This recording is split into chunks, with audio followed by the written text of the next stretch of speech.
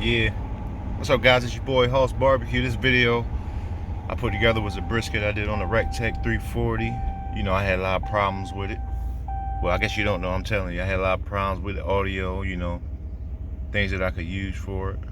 But I think the brisket came out pretty good. I had to do voiceover. I felt like I still needed to put this video out there. So you check it out. Let me know what you think.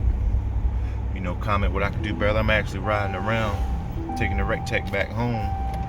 But this video was all about showing the versatility of the Rectech, how you could just cook at home and then one day take it over to a friend's house and barbecue again. You know what I'm saying? From pizza to beef, poultry, the Rectech get her done.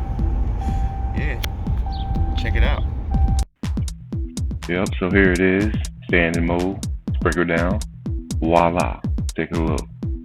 Go ahead and get her loaded up in back of my truck so I can go ahead and take her over to a friend's house. Ready to go. The Rectech 340 is portable, but here's a whole pack of brisket. Now I'm no butcher, so I go ahead and I try to trim all the fat, like all the videos I see people trim the fat off. Make sure you got a sharp knife. I don't really know what I'm doing. It's like my first brisket. Just cutting where I think it needs to be cut. Cut some of the oxidation off on the side. Here it is, trying to get it right. Yep.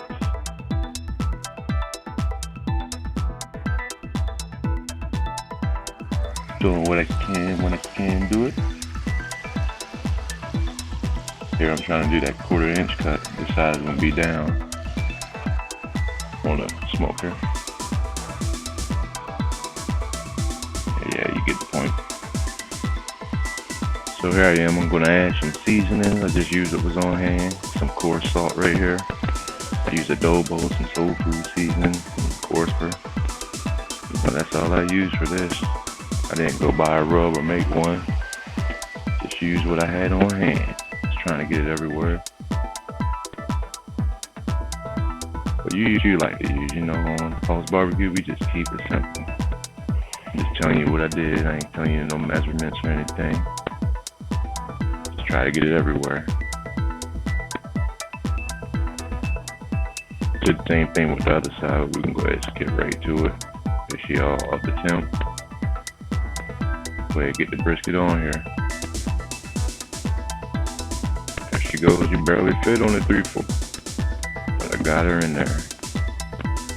I'm gonna let this go overnight at 195.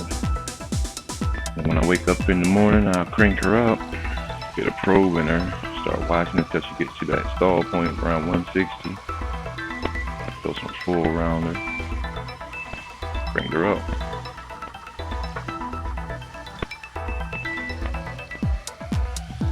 Looking good. Here I'm going to wrap her up, do some Worcestershire in there with it too. So add a little bit more flavor into it. Yep, poured a lot more than what I showed you, but when we get it wrapped, I ain't pulling a full off, so I just used what I had right there. Now go ahead and grab one more piece and wrap it all again. There you go.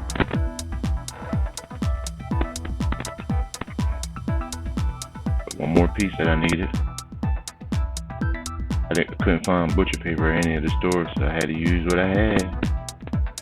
Put her back on there, cranked her up. Notice I ain't put the probe in there, I forgot. We cranked her up. So let's go back in here and get the print there so we can pull her out at the done temp. Alright, 205 to 210. That's when I pulled it. And that's what after I pulled it, checking for probe tenderness. See how easy it is to go in there. Yeah, like butter. Say she's done, we're gonna let her rest for 2 hours. But check it again. Took it out that other foil so I can put that on there and just let it rest. Yeah. So I thought I was gonna let it rest 2 hours. I fell asleep. It got completely cool. Cooled off all the way. But I guess hey, it made it easier. I ain't burn my hands then. Looked like she took some good smoke. Check out that smoke ring. Rectech 340. People say you can't get smoke rings from the pellet grills, but look at this. Check it out. Squeeze it, real juicy, little juicy. It's slippery, slippery. Give a little pull test. I say not bad for your first brisket. But if you like what you're seeing, you should subscribe, comment what I can do different. Teach me how to be a butcher. Got it, that resistance test.